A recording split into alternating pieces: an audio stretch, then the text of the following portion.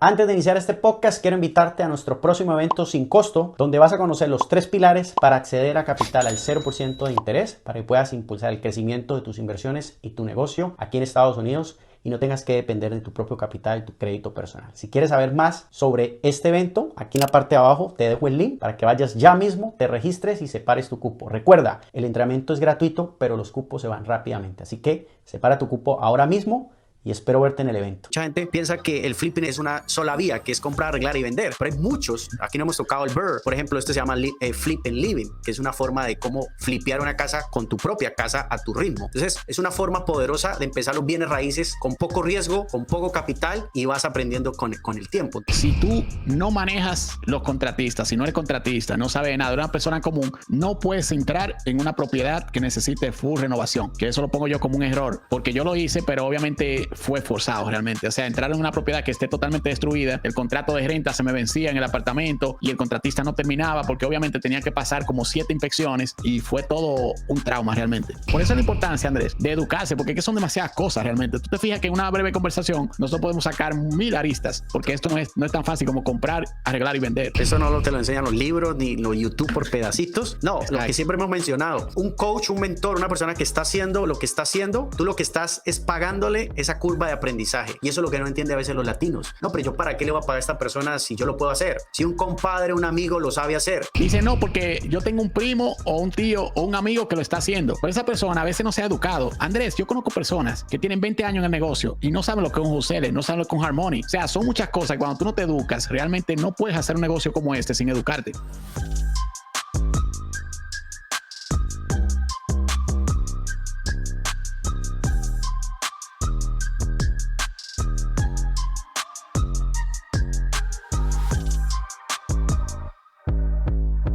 Hola, ¿qué tal? Bienvenidos a otro episodio más de Emprendedores Podcast. Soy tu anfitrión, Andrés Aparicio. En el episodio de hoy tengo un invitado muy especial, amigo, inversionista, gran persona, y vamos a estar hablando sobre el mundo del fix and flip aquí en Estados Unidos. Así que, sin más preámbulo, quiero darle la bienvenida al mago del flipping, Stanley Burial. ¿Cómo está, mi hermano? Bienvenido. Hola, Andrés. Muy bien. Hola a toda tu audiencia y todas las personas que pueden seguirnos por este podcast.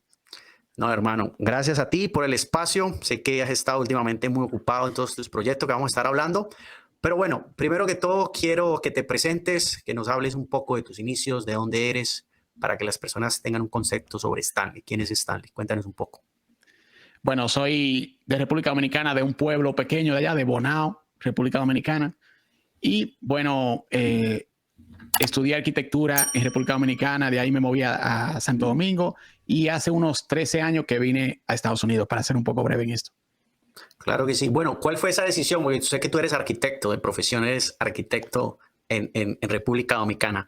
¿Qué te motivó a venirte a Estados Unidos, al famoso sueño americano? Cuéntanos un poco sobre eso. Bueno, Andrés, yo soy una persona que siempre me ha gustado el progreso, entonces yo progresé muy rápido en República Dominicana, pero encontré como en eso de los 27 años, 26 años, un tope que ya yo sentía que no estaba progresando. Entonces, eso me puso a pensar también en moverme acá. De hecho, tenía la residencia, tenía un tiempo que vivía en Santo Domingo, pero tenía la residencia americana y tenía que estar entrando y regresando para atrás. Una parte fundamental fue por mi familia realmente que vine, porque mis hijos se estaban criando acá, iban allá y nos veíamos muy poco. A veces era muy difícil realmente mantenernos así, uno aquí, uno allá y todo eso. O sea, yo también tuve esa infancia que mi padre vivió aquí y yo en República Dominicana y no quería que eso le pasara también a mis hijos. Esa fue una parte. Te entiendo. O sea que básicamente estabas como dividido entre Estados Unidos y República Dominicana, ¿no? Correcto, sí. Bueno, Stanley, y te pregunto, cuando decidiste venirte acá a Estados Unidos a mudarte ya definitivamente, cuéntanos un poco tus inicios. Sé que yo conozco muy bien tu historia, pero tú no eras experto en flipping, tú no manejabas toda esa parte, a pesar que eres un arquitecto. Me gustaría que nos contaras cuáles fueron esos inicios en el mundo de los bienes raíces, por qué lo vistes como una vía para poder crear libertad financiera aquí en Estados Unidos. Mira, Andrés, lo primero es que yo venía estudiando bienes raíces desde República Dominicana a través de libros y todo eso, pero nada específico así ya. O sea, yo veía también los programas de flipping de los canales de televisión que en cierta manera son mentiras, pero como que te dan una idea de lo que es el flipping, que agarran una casa y en 2 semanas regresan a la vida y te dicen, ajá, y te ponen unas ganancias increíbles y todo eso. pero por ahí un poco me motivé a eso, Sí. pero también tenía una idea de que yo quería hacer bienes raíces desde República Dominicana. Obviamente, no buscando el flipping, más por el área de la renta y todo eso. Okay. ¿Y cuál fue tu primer contacto? Porque dices que ya venías con ese mindset, ¿no? Porque yo creo que ese es el mindset que cuando uno empieza a ver en qué puede invertir, en qué puede aprender a poder crecer su dinero, ¿cuál fue como ese primer touch que tuviste sobre aprendizajes en bienes raíces? Mira, yo trabajé muchos años con una persona que se llama Pedro Benoit. Pedro Benoit era un emprendedor que siempre hablaba mucho de libros y todo eso, y me introdujo un poco al tema de padre rico, padre pobre, todo eso. Yo venía con la curiosidad de hacer negocios, pero de manera empírica, como se hace en República Dominicana, nada de eso, de estudiar tanto de los emprendimientos y todo eso. Entonces, a través de él me guió un poco hacia esa área de aprender de lo que son ya los negocios, me introdujo a Robert Kiyosaki. Entonces me leí toda esa saga de Robert Kiyosaki, El Padre Rico, Retírate Joven y Rico, toda esa saga de Robert Kiyosaki. Excelente. ¿Y qué fue lo que más te hizo chip cuando leíste? Me imagino que Padre Pobre, Padre Rico, Padre Pobre fue como que el que te voló el mindset, o cómo tú dices esto realmente lo quiero empezar a aplicar en mi vida porque me parece interesante. Mira, yo leí Padre Rico, Padre Pobre y me hizo clic. Incluso yo estaba haciendo una maestría y cuando estaba haciendo Padre Rico, Padre Pobre, yo la dejé a mitad. Porque eso fue como tan chocante. Yo leer todo lo que decía él ahí, de que la maestría no son tan importantes y todo ese tema educativo, como que me dio un choque. Y yo dejé la maestría y dije, me voy a poner ese tiempo y dinero, porque la maestría cuesta dinero, que yo dedicaba a estudiar, porque siempre me ha gustado estudiar, lo voy a dedicar a leer y a entender los negocios, el emprendimiento, pero full. O sea, como si fuese una maestría, pero estudiando yo en mi casa todos los días. Claro. Tú mencionas algo interesante que creo que se sataniza muchas veces en redes sociales, ser empleado o no vayas al college. Tú como universitario, porque fuiste a una universidad, sacaste tu carrera, ¿qué opinas sobre en el mundo en el que vivimos es necesario ir a la universidad? Mira, eso depende de cada persona, porque Andrés, existimos personas que somos buenas en la universidad, como era mi caso. Sí. Que yo, por ejemplo, te hice una carrera en una universidad que es súper difícil allá, que es la UAS, y la hice como alrededor de 5 años. Y tuve un año fuera por una operación que tuve. O sea que si yo no tengo esa operación, me gradué en 4 años de arquitectura. O sea que yo era bueno estudiando. Pero hay personas que no son buenas en eso. O sea que están ocupando un espacio en la universidad, pero que realmente no son buenos para estudiar y para entender lo que el profesor dice. Entonces yo digo que cada quien. Lo veo importante todavía, porque ese pensamiento me ha venido atrás y adelante de que es importante la universidad y que no. Pero lo que yo sí veo, Andrés, es que al tú pasar por la universidad, no solamente tú aprendes y sacas una carrera y un papel, sino que también tu discernimiento, tus capacidades se aumentan un poco en ese sentido.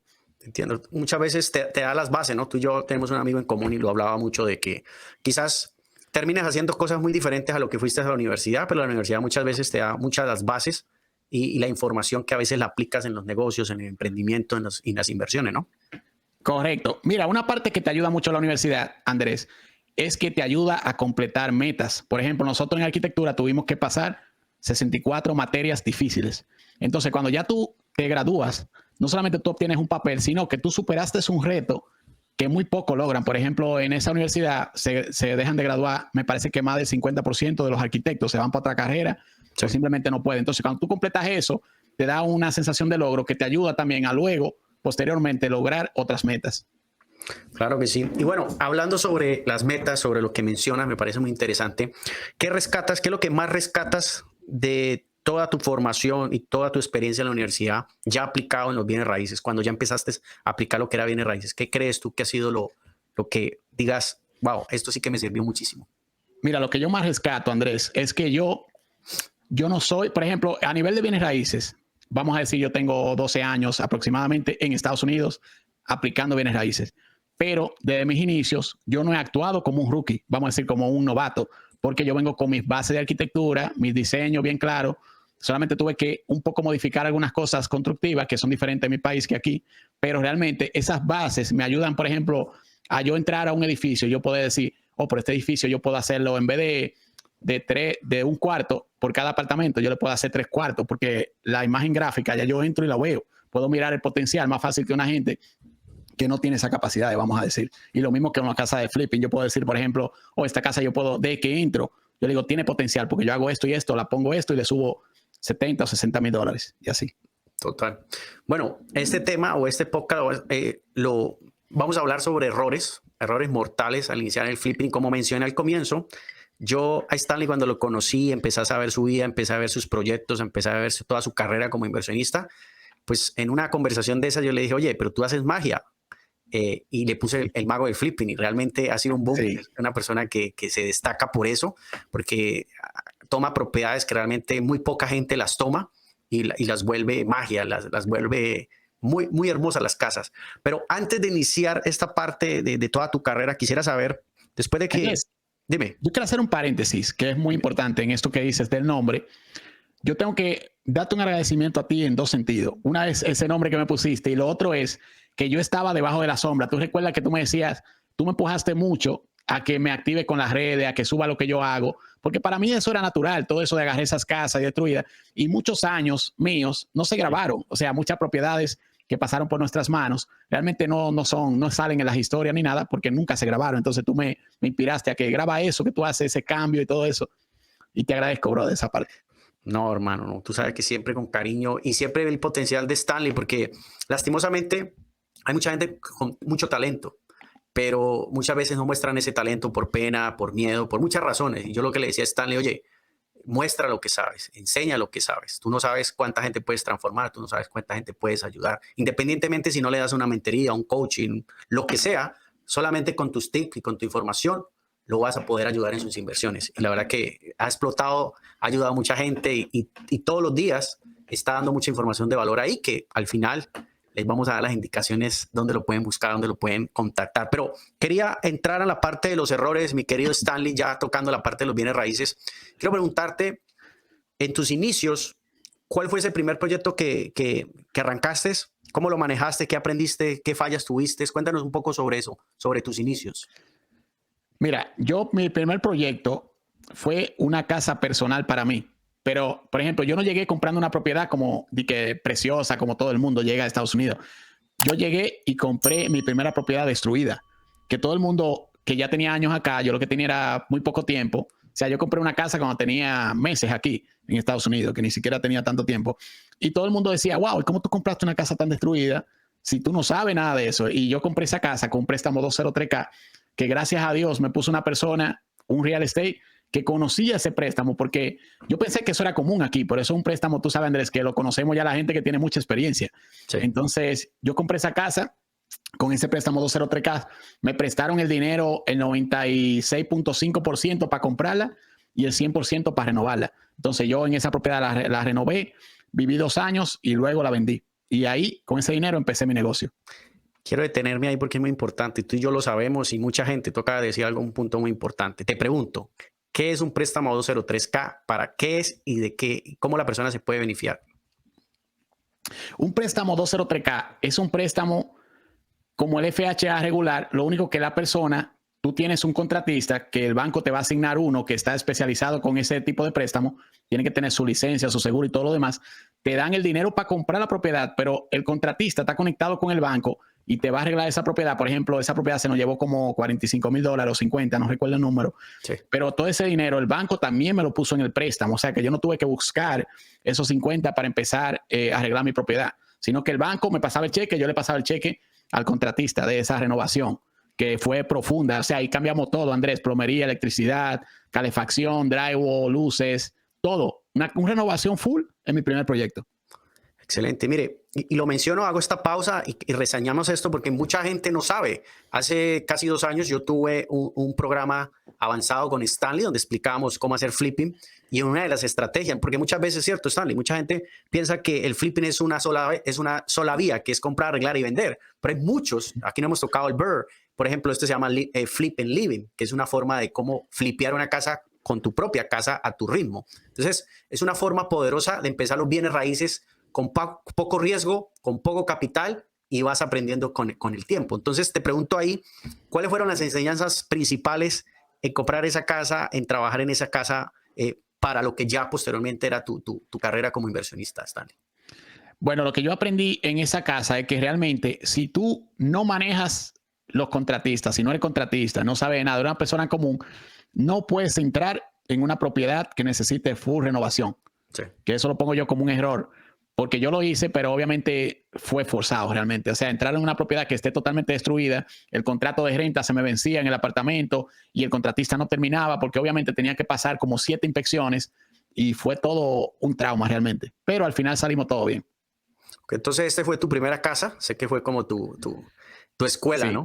Posteriormente a eso, ¿por qué decidiste empezar ya el negocio en sí de bienes raíces? Porque sé que tú empezaste, o sea, la gente dirá que empezaste desde cero, desde de que estabas flipeando. Por eso cuenta un poquitico cómo llegaste, sé que estabas haciendo electricidad, eso. Cuéntame un poquitico sobre esa conexión.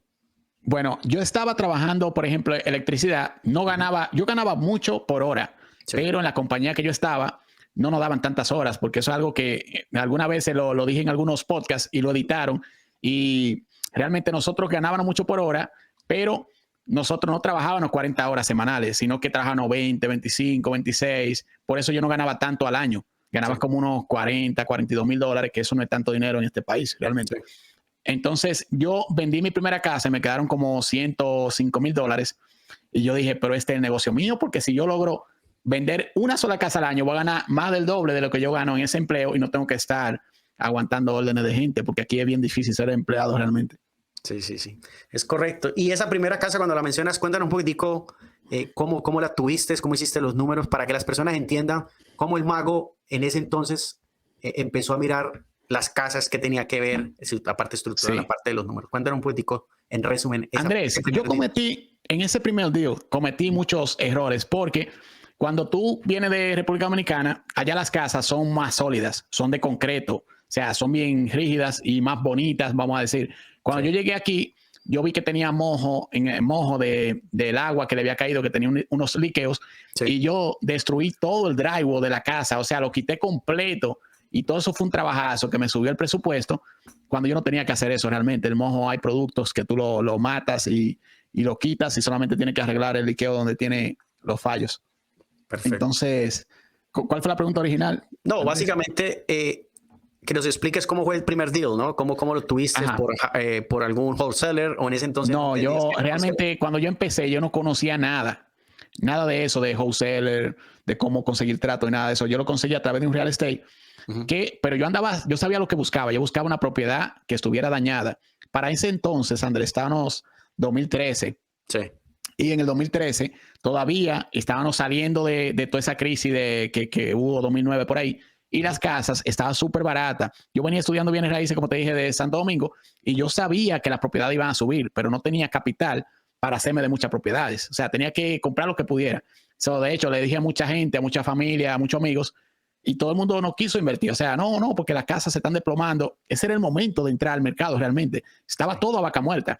De hecho, Andrés, cuando yo compré esa propiedad, yo la elegí porque yo vi que la propiedad del lado la habían comprado en $380,000 y yo compré esa en 79. O sea, yo compré una ganga realmente fue. Que de hecho yo la vendí en 225 luego que la viví 2 años. Sí. En 225. Luego la persona que me la compró a mí la vendió 2 años luego en casi 400. Imagínate, o sea, yo compré esa casa en 79. Eso es lo hermoso de los bienes raíces, ¿no? Aunque compres mal, muchas veces ganas, pero cuando compras bien, pues vas a ganar mucho más, ¿no? Eso es lo bonito de los bienes raíces.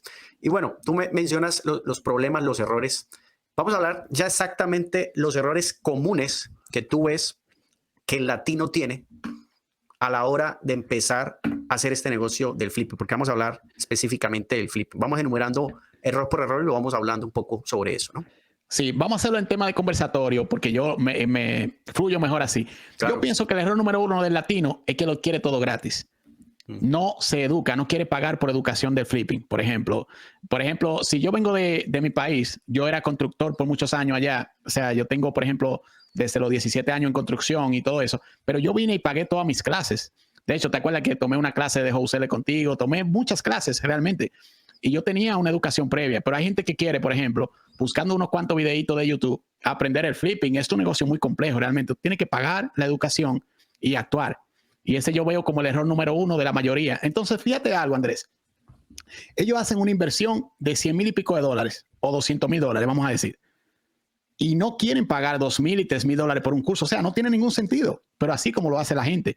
Entonces, una es que cuando le sale bien, todavía pierden el coste de oportunidad porque tú dices, pero con ese mismo dinero, si tú te hubieses educado y usas Harmony y usas apalancamiento y haces esto, no haces una, sino que haces 4. Entonces, todo eso yo lo veo como el error número 1, en no educarse en este negocio. Sí, total. Yo comparto mucho lo que dice Stanley. Veo mucho que el latino quiere, primero quiere las cosas gratis. No digo todos, pero la gran mayoría dice, pero yo para qué voy a pagar si en teoría es fácil, ¿no? Comprar una casa barata o feíta, arreglarla y venderla. Eso es lo que muchas veces lo ven, pero que no se dan cuenta es que detrás de eso hay estrategia, hay que sacar los números correctamente, hay demasiadas cosas variables, le podríamos decir, en este negocio. Y Stanley, como le digo, Stanley es una persona experta en esto, no es una persona, ahorita los voy a invitar a que vayan y visiten y sigan Stanley y se den cuenta que la educación de pronto te da las bases, y Stanley lo dice muchas veces. O sea, no es que simplemente te eduques y no lo apliques o crees que porque ya sabes, ya lo vas a hacer. No, la práctica es el maestro, pero es muy importante, la educación te va a dar las bases. Y si no eres capaz de invertir 2, 3, 5 mil dólares en tu educación, ¿cómo vas a pretender ganarte 80, 100 mil dólares en un flipping? Eso es irónico, ¿no?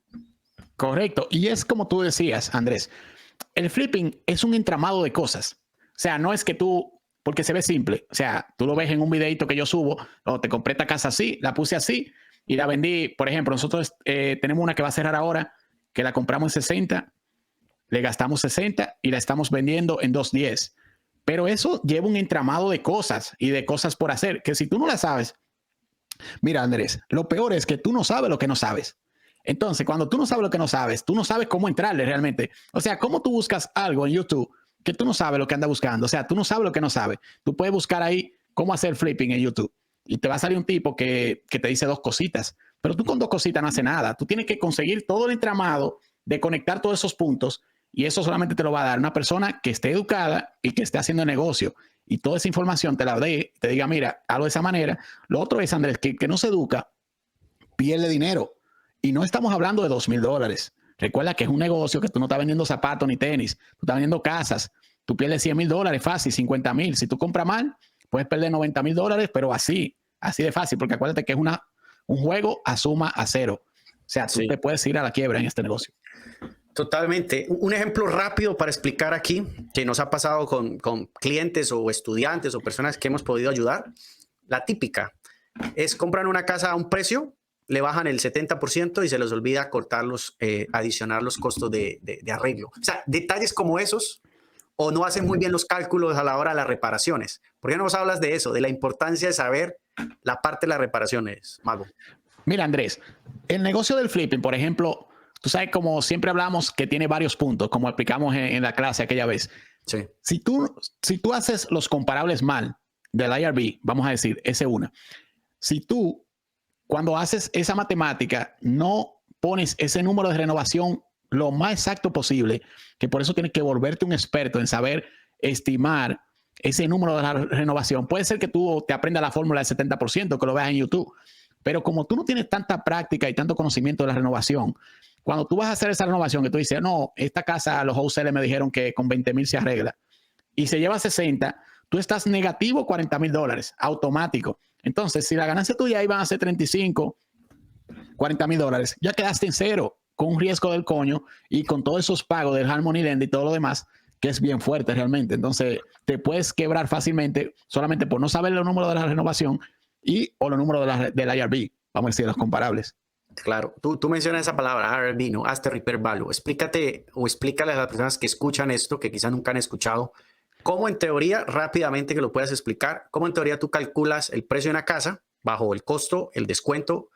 Vamos a hacer esa fórmula que el que está metido en flipping entiende muy bien esta fórmula, que si se brinca estos pasos, pues desde ahí vas a empezar perdiendo dinero, ¿no? Correcto. Mira, el IRB es, como dice Andrés, el precio luego de reparada la casa, pero tomando en cuenta los comparables de tu casa. O sea, tú no puedes comparar una casa de 3 cuartos con una de 5, o una casa de 2,000 pies cuadrados con una de 1,000 pies cuadrados, o la zona en el barrio. No puede estar tan lejos en menos de 1 milla y todo eso. O sea, tienen que ser comparables iguales para tomar en cuenta ese IRB. Total. Básicamente, vamos a poner un ejemplo porque así se entiende las personas o así lo entiende la gente. Sí. Dame explicarle un poco. Para cómo, yo le voy a explicar, por ejemplo, cómo nosotros hacemos las ofertas. Si vamos a hacerlo con $100,000. Si el precio de la casa que se están vendiendo en ese lugar de 6 meses acá, no puede ser de 1 año y de 2 años porque el mercado va subiendo y bajando. De 6 meses acá son $100,000. Una casa de 1,000 pies cuadrados, de 3 cuartos y 2 baños. Tú buscas esos comparables, entonces tú vas a decir, ok, la regla de 70%, 100,000 por .70 da $70,000. Ahora tú vas a calcular menos la renovación.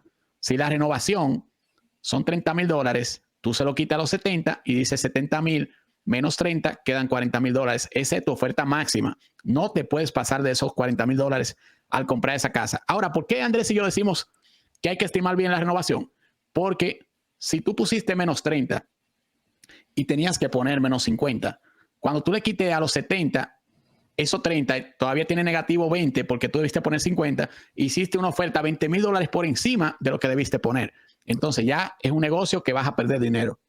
De entrada, exacto, por eso creo yo que lo más importante y lo que aprendí de Stanley, siempre he aprendido, es la parte de la reparación. Y es donde la gran mayoría de personas pierden dinero, en la parte de la reparación, en contratar un buen contratista. Y quiero hacerte una pregunta, que les puedas dar un tips a las personas que nos están escuchando y viendo, ¿qué tienen que ver a la hora de contratar un buen GC, un General Contractor? Explícanos un poco esa parte. Bueno, lo primero que tienen que ver es que sea por un referido. Porque si tú lo agarras así como a lo loco, que lo agarres por ahí, hay muchísimos GC que realmente ni son GC y no te pueden ayudar con tus trabajos. Y lo otro que tú tienes que ver es que trabaje para inversionistas, porque hay GC que trabajan súper caro. Por ejemplo, que tú lo pones en una cocina y te quitan $25,000. Entonces, ¿cómo tú vas a lograr los números que tú quieres buscando un GC que por una sola cocina te cobre $25,000? Eso es muy importante. Eso es verdad. Y una cosa que le pasó a una de nuestras queridas amigas, ¿no? Muy importante, pregunten su licencia, que tengan licencia, porque nuestra amiga en común trabajó con una persona afuera que no le cumplió el trabajo, no tenía licencia y se metió en problemas con la misma ciudad, ¿no? Correcto, eso es muy importante también. Y cuando uno, por ejemplo, sobre todo si son casas como las que nosotros tomamos, que llevan demasiado trabajo, es muy importante que tú sepas el proceso constructivo, porque puede ser, por ejemplo, también que ese lo podemos poner como uno de los errores, Andrés, también. Claro que sí. Porque es tan importante saberse ese proceso constructivo, porque llevo muchísimos estudiantes, o más bien no son estudiantes, sino gente que aprende en las redes, que comete los errores de novato, de decir, ok, yo quiero poner drywall de una vez en la casa, poner piso, pintura, vamos a terminar. Y realmente el foco tuyo en el inicio debe estar en completar los servicios, dígase electricidad, plomería, calefacción y aire acondicionado, la insolación y la estructura. O sea, que toda esa parte esté funcionando a la perfección, que ya la casa esté caliente o fría y que tenga todos los circuitos funcionando y la plomería también. Porque si tú vas al drywall y te vuelas los procesos, luego tienes que volver atrás, romper y es un desmadre realmente. Pierdes muchísimo dinero en eso. Total. Stanley, en las primeras cosas que nos mencionaba o que yo aprendí de él, era, fíjense en toda la parte estructural de la casa. Porque lo que él acaba de decir, la gente le gusta irse a lo cosmético. Y está bien, el que quiera empezar, él siempre ha dicho, no se vayan a ir a comprar una casa quemada, porque si ustedes no saben van a perder muchísimo dinero. Busquen una casa cosmética, hagan la escuela con esa casa, pero fundamentalmente miren siempre, entran a una casa y miren la parte estructural, porque es que ahí es donde pueden ahorrar dinero y ganar dinero, ¿no, Stanley? Correcto. Y de hecho, hay casas que tú las compras, vamos a decir que te dan una ganga, pero la ciudad la tiene marcada como una propiedad de demolición, que me pasó una vez. Yo solucioné el problema, gracias a Dios, busqué a un ingeniero estructural que me cobró mucho dinero para firmarme de que la casa se podía arreglar, pero hay casas de esas que están dañadas que la ciudad ya la tiene marcada, que la va a derrumbar, y a lo mejor tú le das, por ejemplo, 150,000 al wholesaler para arreglar y vender en 300, pero ya la casa la tiene la ciudad marcada, que la va a demoler y ya no tiene rescate, y el solar lo que vale son $20,000. Entonces, si te demuele la casa ya la ciudad, ya tú como quien dice, compraste un solar de 20,000 en 150,000. Total. Pequeños errores, espero que estén aprendiendo, ya sea que nos estén escuchando y nos estén viendo. Aquí no estamos hablando de teoría, aquí estamos hablando de la experiencia. Y como le digo, por eso Stanley le digo el mago del flipping, porque él la tiene muy clara. Tú has tocado 2 veces la palabra wholesaler. quiero preguntarte, ahí hay un error también que entramos, porque no hablamos del error. ¿Cómo escoger un buen wholesaler? ¿Cómo trabajar con un wholesaler? ¿Y qué es un wholesaler, Stanley? Vamos a empezar por la definición. Un wholesaler es un intermediario que hace un trabajo del coño realmente para conseguir esa propiedad para ti. Hace 100 llamadas, porque mucha gente, Andrés, hay que aclarar que cree que el wholesaler se lo gana fácil. Nada más lejos de la realidad. Cuando el wholesaler te pasa una propiedad a ti, ya el wholesaler hizo 200 llamadas, 150 llamadas, pagó promoción, pagó de todo para conseguir esa propiedad, pasártela a ti. Y un error con esto, Andrés, que siempre veo también, que lo podemos poner como uno de los errores, que sí, mucha gente en la mesa del cierre dice, pero ven acá, el wholesaler se está ganando $20,000. Ay, no, yo no quiero que se gane $20,000 nada más por pasarme esa propiedad. Cuando en el flipping usted se va a ganar 80, 70 mil. Usted no tiene que ver con lo que se gane ese wholesaler. Y ese fue el trabajo de él, el que él hizo para ti. Si él se gana 20, 30 mil, no importa lo que él se gane, siempre y cuando tus números estén buenos con el tema que hablamos de la regla del 70% y todo eso. ¿Cómo elegir un buen wholesaler? Si el wholesaler te deja muy buena masa, vamos a decir que te deja que tú tienes una casa 40, 35 mil, $45,000 de ganancia, quiere decir que es un buen wholesaler porque te está dejando buena masa. Y siempre y cuando ese wholesaler también sea un poco cerca con el número de reparación, porque algunos te agarran una casa totalmente destruida y te dicen eso se lleva 50 mil, porque saben que tú eres rookie, que tú eres novato, cuando la casa a lo mejor no se lleva 50 mil, sino que se lleva 80 mil. Entonces, cuando tú haces esos números, te sale mal. Otra manera de tú ver un wholesaler cuando te va a engañar es cuando te pide el cheque directo a él o a su compañía. Siempre ese cheque que se da de depósito tiene que ir a la compañía de título, que es un third party que no está ni con él ni contigo. Entonces, esa es la manera también de tú asegurar que ese depósito no se te pierda. Los wholesalers malos quieren que tú le estés dando el cheque a ellos. No puedes hacer eso. Para mí eso es un no, realmente. Si te está gustando este contenido, quiero invitarte a que te unas a nuestra newsletter Emprendedores Podcast, en el cual recibirás un episodio cada con contenido de finanzas personales, negocios, inversiones, emprendimiento. Pero lo más importante, me gustaría que te unieras a la comunidad que tenemos en WhatsApp, cada vez crece. Así que aquí en la parte de abajo, en las descripciones, te dejo el link para que te unas mismo. Ya. Así que volvemos al episodio. Total. Mire, lo que dice Stanley es totalmente cierto. Hay wholesalers buenos, hay wholesalers malos, pero la experiencia te lo va diciendo. Pero este punto que acaba de decir es muy importante. Si una persona, eso es un red flag, ¿no? Si una persona, un wholesaler te está pidiendo, no, dame el cheque y yo voy y lo deposito, no. Aléjate de esa persona porque seguramente te va a estafar. Y segundo, lo que acaba de decir Stanley, inflar, les encanta inflar el precio del RV y bajar el precio de las reparaciones, ¿no, Stanley? Totalmente, esa es otra cosa, que tú tienes que hacer tus propios números y tus propios comparables. No te puedes llevar de que él te dio comparable, porque a lo mejor él te está poniendo comparables que son single family y te la está comparando con townhouses que están pegadas y son casas totalmente diferentes. O te comparara, por ejemplo, ¿te acuerdas que a nuestra amiga también le pasó a Andrés que le mandaban los comparables de ranch, que es una casa así como a dos aguas, que es una casa sencilla, con split, que es una de las casas más chulas que hay y que son de dos niveles y bonitas? Entonces, cada estilo de casa tiene un valor diferente. No te pueden comprar una ranch, que es una casa súper simple, a una casa split. Entonces, tienen que ver toda esa parte también. Por eso la importancia, Andrés, de educarse, porque es que son demasiadas cosas realmente. Tú te fijas que en una breve conversación nosotros podemos sacar 1000 aristas, porque esto no es tan fácil como comprar, arreglar y vender. Total. Eso no te lo enseñan los libros ni los YouTube por pedacitos. No, lo que siempre hemos mencionado. Un coach, un mentor, una persona que está haciendo lo que está haciendo, tú lo que estás es pagándole esa curva de aprendizaje. Y eso es lo que no entiende a veces los latinos. No, pero yo ¿para qué le voy a pagar a esta persona si yo lo puedo hacer? Si un compadre, un amigo lo sabe hacer. Y lo peor es que, y quiero que hablemos de ese, el error grande de muchos latinos, porque dicen, es que yo sé construcción. Yo nomás tengo que comprar una casa fea y yo la arreglo y a mí me va a ir bien, ¿no? Totalmente, Andrés. Y lo que dice, no, porque yo tengo un primo o un tío o un amigo que lo está haciendo. Pero esa persona a veces no se ha educado. Andrés, yo conozco personas que tienen 20 años en el negocio y no saben lo que es un wholesaler, no saben lo que es un Harmony. O le cogen miedo porque el Harmony dice que cobra un 12% de interés anual. O sea, son muchas cosas. Cuando tú no te educas, realmente no puedes hacer un negocio como este sin educarte. Total.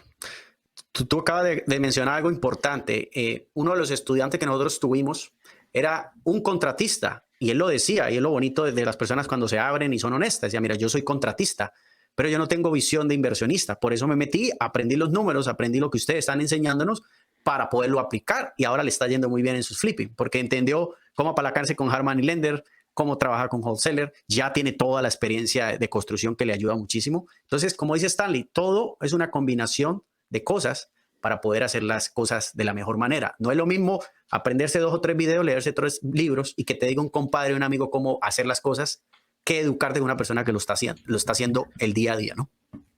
Exacto. Andrés, mira, vamos a hablar también de un error que comete el que no se educa. Mira, el que no se educa cree que puede hacerlo todo por su propia mano, vamos a decir. Digamos que yo como se trabaja con la mano, yo voy a poner el piso, voy a pintar, voy a poner los base, voy a hacer pintura, voy a recoger basura, voy a hacer todo. Entonces, la primera es que eso no te ayuda a tú manejar varios proyectos. Lo otro es que a la larga, si tú pones, por ejemplo, que tú estás haciendo ese trabajo y no te estás pagando, cuando tú vendas esa casa, todo ese dinero que tú te ahorraste se lo vas a dar a la IRS. Todo tu esfuerzo, porque como tú no tienes los 1099 de toda esa gente que tú le has pagado, porque tú hiciste tú mismo el trabajo, te ahorraste, por ejemplo, si tú ibas a gastar 40, te ahorraste 20. Esos 20, ahora tú vas a darle cuenta a la IRS por esos 20 extra que son de tu esfuerzo. La IRS no tiene que ver que tú no lo hayas pagado a gente ni nada, sino que ahora ven, dame mi pedazo, porque tú compraste en esto, vendiste en esto y la gasto que tú tienes aquí solamente son 20,000. Coño, pero yo puse 6 meses ahí de trabajo duro de mi sudor. Yo no tengo que ver con eso. Venga para acá. Tu mano en los bolsillos una vez te atraca la IRS. Es correcto, ¿no? Una de las cosas que les decimos muchas veces a la gente es que al latino le encanta pagar cash. Y ahí es un error también grande, ¿no? ¿Por qué nos cuentas un poco sobre esa parte de no pagar todo en cash? Porque lo que acabas de decir, tú, el 1099, ¿no? Andrés, lo del cash, eso es prohibido totalmente, lo del cash. ¿Por qué? Explica por qué. Y viene tanta gente, por ejemplo, cuando tú pagas cash, es como que tú estás regalando dinero realmente. Tú no tienes cómo reportar ese dinero, porque ya la IRS no coge de que facturitas y todo eso. No, tú tienes que tener ese estado de cuenta que tú le pagaste a fulano, al otro, y tener ese soporte de factura y de esos 1099 para poder, y también eso que hablábamos en el curso, Andrés, de ese descargo de mira, ya yo te completé de pagar para que tú no vengas y me pongas un link sobre mi propiedad de que yo no te pagué esa construcción. Total. Entonces es demasiada desventaja tú pagar cash. Realmente, eso no tiene ni sentido. Totalmente. Miren, esa conversación es oro. Aquí estamos dándole mucha información y mucho tip para que se den cuenta que la educación va primero y luego la aplicación. Pero la educación va primero como en todo. Eso que dice Stanley lo vemos constantemente pagan miles de dólares en cash porque les hacen las cosas más baratas, pero a la hora de vender la propiedad parece que hizo mucho dinero, pero la IRS dice, bueno, dame mi tajada, pero todo ese dinero, pagaste mucho dinero en cash y no puedes reportar ese gasto a la IRS, así que le pagaste en cash a estas personas y le vas a pagar a la IRS y a veces te quedas con un margen muy pequeño. Entonces, trucos y tips que son muy importantes. Otra cosa que quiero que toquemos, Stanley, ya para ir cerrando este podcast, porque hemos dado demasiada información de mucho valor y te agradezco tu tiempo, te agradezco tu experiencia. Contigo siempre se aprende. Hablemos del hard money lender. Vemos constantemente al latino no le gusta el apalancamiento financiero y le da miedo la parte que acabas de decir. No, pero yo cómo le voy a pagar a un hard money lender 12%. No, yo mejor no hago nada. Mira, Andrés, como yo decía al inicio, este negocio tiene varios puntos de unir y uno es el hard money lender, otro es el wholesaler y otro es los contratistas. Tú unes esos puntos más tu gerencia y tú tienes un negocio. Si tú le quitas una de esas patas, tu mesa no se sostiene. Mira, este es un negocio muy caro. Por eso yo me río cuando yo escucho de gente que dice, no, compra dinero sin crédito, sin dinero, sin esto, sabiendo que este es un negocio súper caro. Como yo hablo siempre en mis videos en Instagram, que yo siempre menciono eso, de que es un negocio imposible de hacer sin dinero. Entonces, yo veo mucha gente que tiene como error decir, por ejemplo, el hard money lender me está cobrando un 14% anual o un 15%, o me está cobrando 2.5 o 3%, pero tú no tienes experiencia. Él está poniendo un riesgo. No es lo mismo que conmigo, con Andrés, que ya uno tiene una experiencia, que a uno le ayudan con eso del interés y de los puntos. Él está asumiendo un riesgo y tú estás haciendo dinero con el dinero de él realmente. Porque si tú no lo haces así, tú vas a ir haciendo de una casita y este negocio no va a hacer una casita porque, por ejemplo, tú vas a hacer una casa, te ganas $30,000 o $40,000 al año o a los 7 meses, vamos a decir a los 8. Cuando tú lo estás haciendo con tu dinero nada más, tú tienes que ir más despacio porque depende de tu bolsillo. No depende de ese dinero que te deja Money. Lo otro es que no puedes hacer, por ejemplo, como nosotros hacemos, que ahora tenemos 11 proyectos consecutivos. O sea, nosotros con esos 11 proyectos vamos, cuando terminemos los meses que se van completando, ya se completa uno este mes, se completa dos este mes, y así vamos completando, nosotros en el mismo tiempo vamos haciendo más dinero, aunque paguemos intereses a los hard money, que el que va haciendo una sola. Total. Total, sí, para simplificar lo que dice Stanley, básicamente, si a ti los números te dan, si sabes que tienes un margen, no hay problema que tú le pagues a un hard money 10, 12, 15, 16%. Siempre y cuando tú vas a ganar, que gane el wholesaler, que gane el hard money lender, todos ganan. No seas avaricioso y no te quieras llevar toda la torta, porque si no, no entres a este negocio. Eso por esa parte. Segundo, el poder que tiene el hard money lender es muy potente porque ellos te permiten comprar casas que los bancos usualmente no te van a prestar por ese dinero. Y no solamente eso, te van a pedir un 20% y te pueden prestar el 100% de las reparaciones, ¿no, Stanley? Correcto. Esa es la ventaja, la que tú dices, Andrés, que hay muchas propiedades de esas que ningún banco te va a prestar realmente totalmente destruida.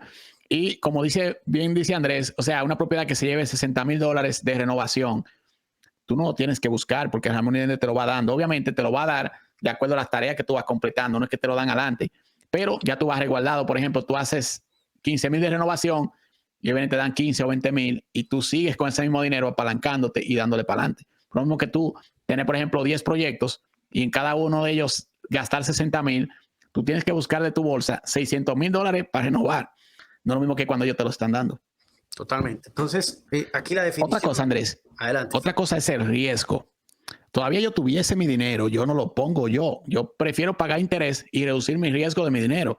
Porque, por ejemplo, si tú compras una propiedad y yo doy el 15%, vamos a decir, nosotros estamos comprando hasta con el 10% por experiencia, yo tengo un 10% de riesgo, nada más de mi dinero. El 90% de riesgo es del banco, del hard money que me presta.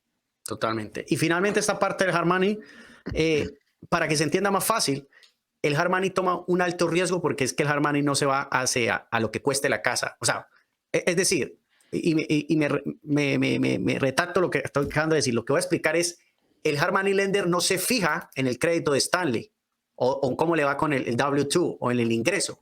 El hard money lender lo que se fija es en el cuánto cuesta la propiedad y él hace en base, te hace el préstamo en base al asset, hacia la propiedad.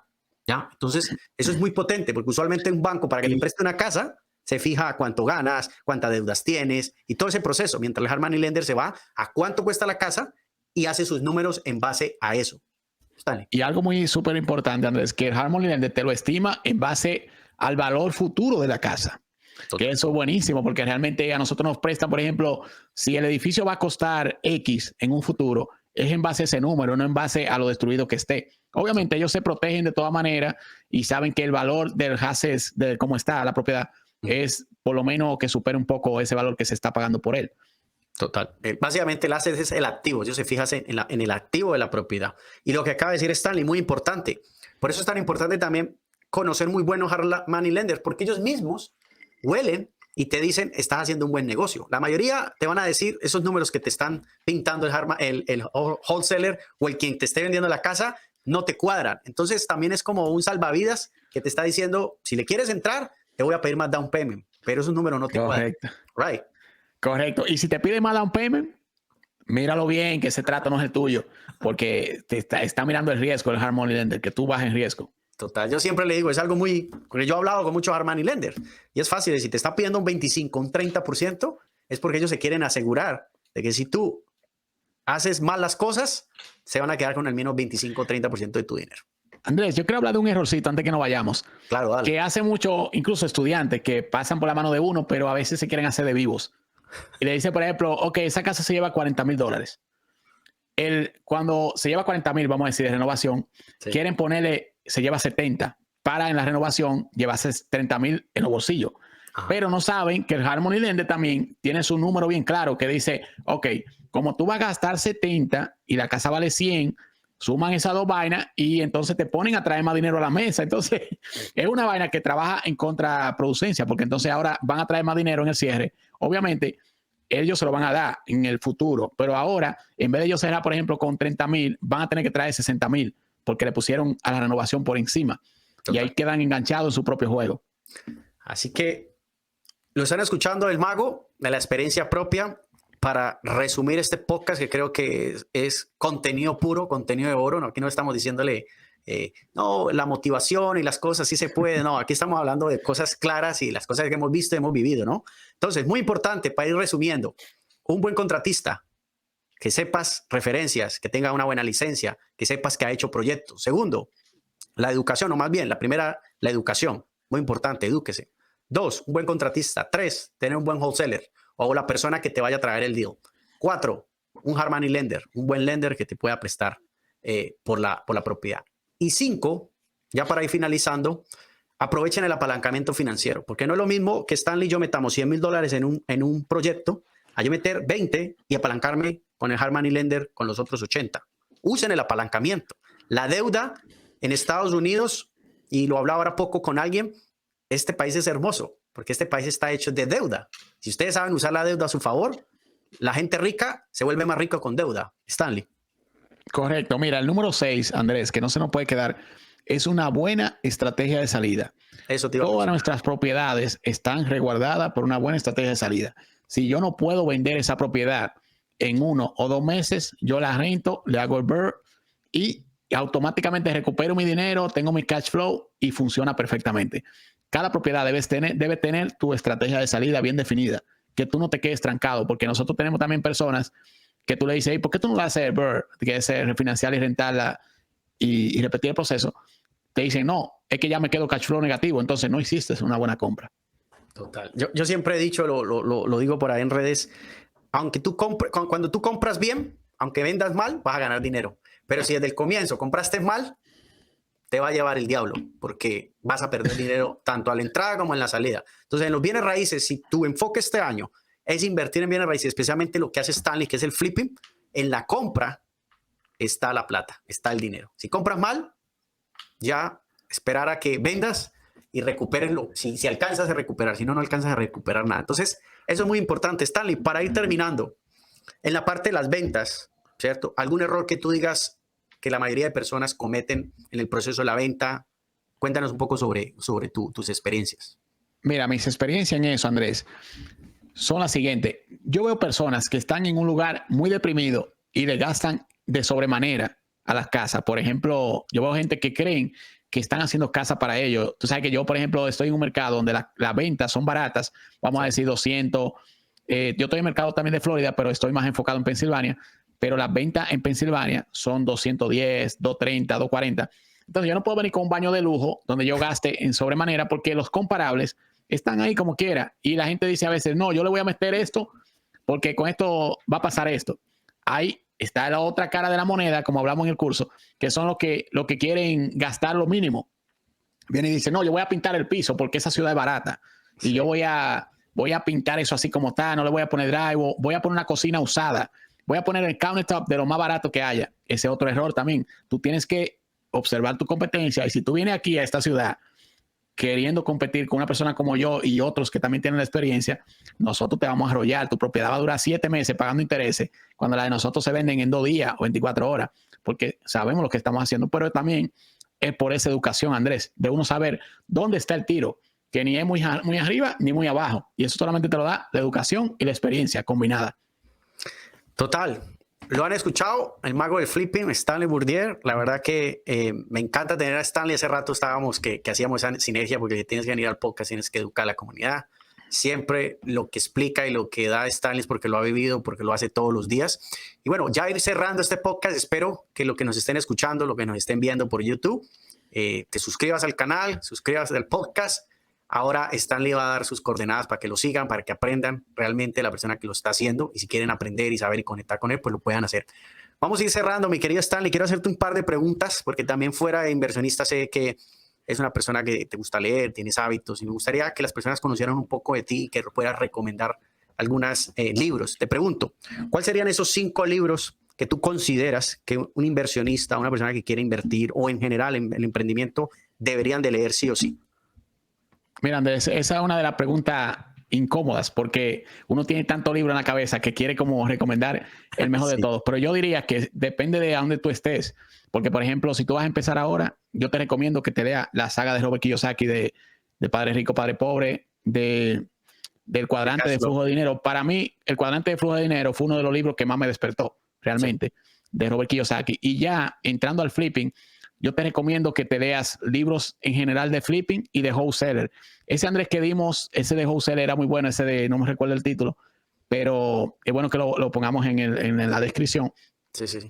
Y yo digo que lo que yo voy haciendo, Andrés, es que cuando yo voy a entrar en un rubro nuevo, yo me leo algunos libros de ese rubro. Por ejemplo, si voy a hacer wholesale, me leo por lo menos 2 de ese. Si voy a hacer flipping, me leo 3 o 4 y así sucesivamente. Ya para ser más técnico en la parte, por ejemplo, ahora yo me estoy leyendo lo de Rock Lane de Multifamily, que es donde estoy entrando ahora, que estoy comprando 3 y 4 unidades.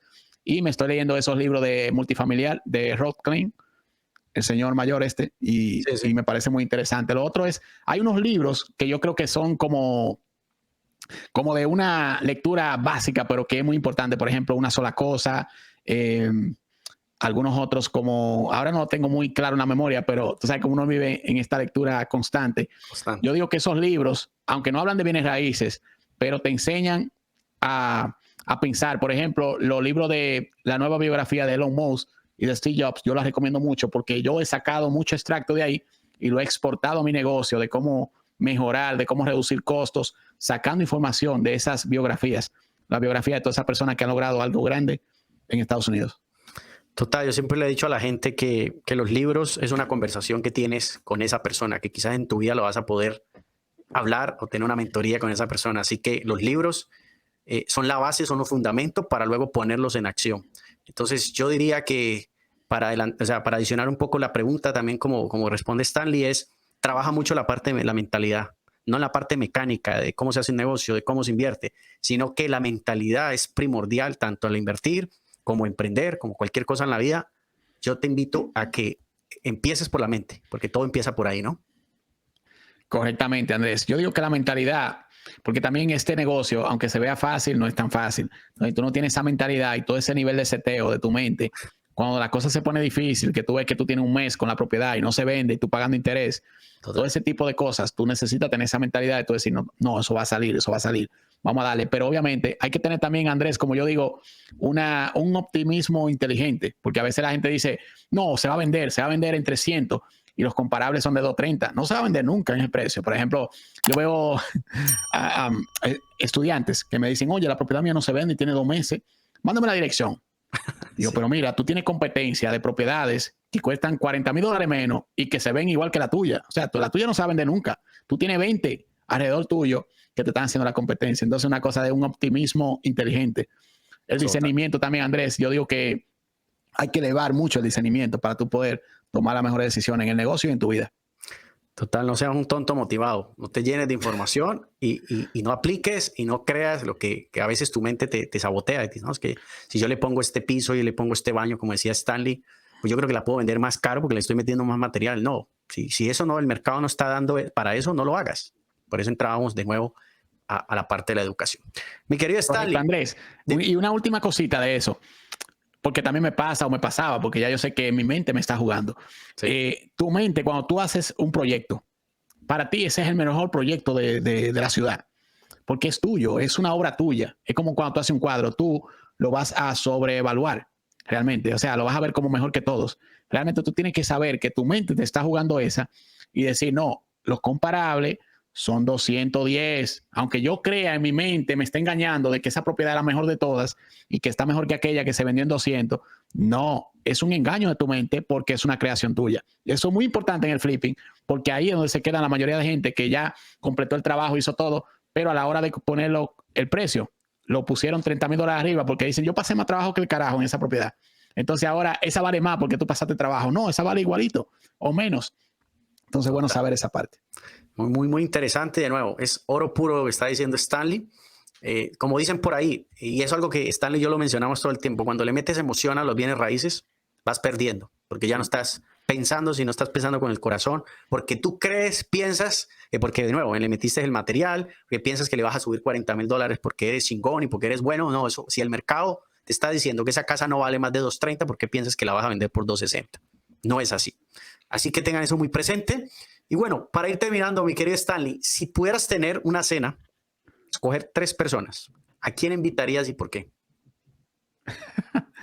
Eso está bien fuerte, Andrés, porque porque no lo ensayamos antes. Si no, yo hubiese pensado en algo mejor. Pero algo que mira, se te venga así en el corazón, que tú digas, quisiera tener 3 personas ahí en una cena. yo, por ejemplo, yo soy muy seguidor de Elon Musk, vamos a decir. Me gustaría aprender de él mucho, pero también yo me gustaría sentarme a aprender de esas personas que han logrado la felicidad sin tanto, vamos a decir. Sí. Por ejemplo, el Dalai Lama y esa gente, porque realmente uno a veces se lleva de eso, la ambición y todo eso, y el negocio se consume a uno. Entonces yo me gustaría sentarme con una gente de esas para que me guíen ese camino de uno no vivir con esa agonía del día a día, de tanto progreso y todo eso, porque también eso te consume. Total. Bueno, Stanley, si tuvieras la oportunidad de leer un libro, de escribir un libro de tu vida, ¿qué título le pondrías? ¿Qué sería lo que tú dirías, así me gustaría que me recordaran? Mi libro sería, por ejemplo, cómo vivir una vida digna y feliz. Eso sería lo que yo más buscase, más que, por ejemplo, cómo hacerte de dinero y todas esas cosas, porque al final todo eso se queda y la historia en 100 años no va a borrar a todos. Total. ¿Cuál es tu mayor miedo en la vida, Mago? Mi mayor miedo es perder mi familia realmente. Amén. Porque, Andrés, fíjate que cuando tú pierdes el negocio, yo he quebrado, quebré en el 2013 y lo perdí todo, y uno vuelve y lo recupera, pero cuando ya tú pierdes una familia, que ya tú no tienes tu familia, yo pienso que eso es algo que es muy difícil de reemplazar. Total, hay cosas que con el dinero no lo reemplazan y lo cambian, ¿no? Así que el que tiene una familia que la cuide, que se sienta bendecido y no se dejen alumbrar de que la gente a veces por dinero, por carros y fama, ustedes pensarán que eso es felicidad, pero no, eso es material. Quizás esas personas viven vidas miserables, no tienen con quién compartir el dinero. Así que tanto Stanley como yo, que somos padres, tenemos familias, ante todo Dios y la familia va primero. De ahí para allá, que se caiga el mundo si quiere, pero muy importante la familia, ¿no? Correctamente. Bueno, Stanley, si pudieras retroceder el tiempo, vamos a poner una maquinita del tiempo, y pudieras hablar con tu Stanley de 20 años, ¿qué le dirías? Mira, Andrés, lo primero es que yo le diría que, por ejemplo, que no se preocupe tanto, porque como quiera las cosas van a pasar, los problemas. Y es algo que yo trato de traer ese pensamiento al día de hoy, porque yo he vivido la vida entera preocupándome. Por ejemplo, tengo que preocuparme de la universidad, de esto y del otro. Y en esa etapa que yo dije que perdí un año de universidad, yo me tuve al morir, vamos a decir. Y yo me di cuenta que cuando uno se va a morir, uno borra todo y lo que quiere es vivir. Entonces, yo creo que eso es un parteaguas realmente. Entonces, yo le diría que no se preocupe tanto de las cosas, porque al final todo se resuelve y todo pasa y nos vamos a morir como quiera. Total. Mago, 3 hábitos principales que tienes tú en tu vida que todo el tiempo rigen tu vida. Meditar, pero yo no medito así como haciendo yoga en un rincón. Yo medito hasta, por ejemplo, me siento allá en mi rincón de la televisión y ahí empiezo a pensar. Ese es uno de los que más me ayuda porque me activa como muchas cosas y voy siendo creativo para resolver todos mis problemas, que a veces son muchísimos. El segundo sería leer y el tercero sería reír mucho. Yo creo que eso alivia mucho. A mí me gusta mucho reír, aunque mucha gente ya me ve un poco más odioso, porque como yo me reía mucho, los mismos trabajadores pensaban que era un tipo más fácil, tú ves, pero porque me río mucho. Pero es importante reírse, si no, viviría uno una vida muy triste, ¿no? Sí, correcto. Me encanta. Tú dijiste algo principal que lo dice Napoleón Hill. La mayoría de gente no piensa, no se detiene a pensar. Nosotros creemos que pensamos, pero muy poca gente piensa, ¿no? No se toma. Y es ahí donde la mayoría de gente toma las mejores decisiones, es pensando. Right? No, Andrés, que luego tenemos que hacer un podcast sobre eso, porque es un tema muy amplio. La gente se sienta viendo un celular o viendo la televisión o haciendo algo, pero nunca se pone a pensar realmente como tal. Siempre está distraído en una cosa u otra. Total. Entonces quieren buscar soluciones, pero están, por ejemplo, viendo una película o viendo unos videos de YouTube o lo que sea, distraído totalmente. La mayoría de la gente va en automático por la vida. Total. Así como lo veo. Yo creo que finalmente para finalizar esta parte ya y cerrar el podcast, una de las cosas más potentes que el ser humano le puede pasar es empezarse a cuestionar por qué hago las cosas de esta forma. ¿Qué podría hacer? Si las hago de otra forma, ¿cuál sería el resultado? Entonces, la invitación aquí es, lea mucho, cuestiónese, pregúntese, tómese el tiempo de estar sola y preguntarse. Así que, mi querido Stanley, dos preguntas finales. Yo sé que una persona que ya no está aquí en el mundo fue una referencia muy grande para ti. Te quiero preguntar, ¿cuál fue ese consejo, esa enseñanza que te dejó tu padre en tu vida y que está a la hora del día de hoy? Tú dices, esto me sirvió para toda la vida. Mira, mi padre me dijo que yo iba muy afanado por la vida y que escuche una canción siempre, que es la de Julio Iglesias, que dice, me olvidé de vivir. Entonces yo cuando estoy tan abrumado, a veces me pongo a escuchar esa canción porque me acuerda lo que él me dijo. Él era un tipo más relax, que vivía más, no dejó nada, no dejó riqueza, no dejó esto, pero se disfrutó su vida realmente. Entonces es una buena canción que se llama Me olvidé de vivir, de Julio Iglesias, y siempre lo recuerdo con esa canción. Excelente. Tú dices música. ¿Qué música te gusta? ¿Cuál es tu música? Tú eres un tipo romántico, ¿no? Sí, a mí me gusta la música romántica, pero me gusta también la música rock alternativo, como Enrique Bunbury, Joaquín Sabina, y todo ese tipo de Gustavo Cerati y toda esa parte. Excelente, Mago. Bueno, pues esto ha sido Emprendedores Podcast. Quiero preguntarte Andrés, finalmente, mi querido Stanley, una cosita. finales. Adelante. Andrés, yo quiero que la gente de tu grupo me sigan a mis redes Stanley Bourdier. Es bueno que lo pongas ahí cuando vayas a editar y eso, porque vamos a seguir subiendo las historias de nosotros para que aprendan de nosotros del flipping. Claro que sí. Y de la renta.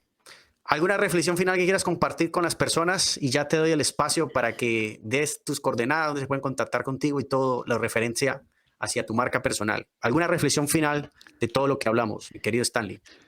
Mira, la reflexión que te puedo decir es que no te detengas y que independientemente de qué tan abajo tú estés, trata de arrancar, o sea, busca la manera, porque nosotros empezamos con las uñas, pero sin mugre, o sea, de nada. Vendimos un carro en Santo Domingo y por ahí arrancamos. Tienes que buscar la manera, hacerte creativo, ponerte a pensar cómo tú puedes arrancar algo para que no te quedes 40 años en un trabajo que tú no disfrutas, pasando trabajo y sin crear nada que tú puedas decir, ya creé esto y de esto puede vivir mi familia.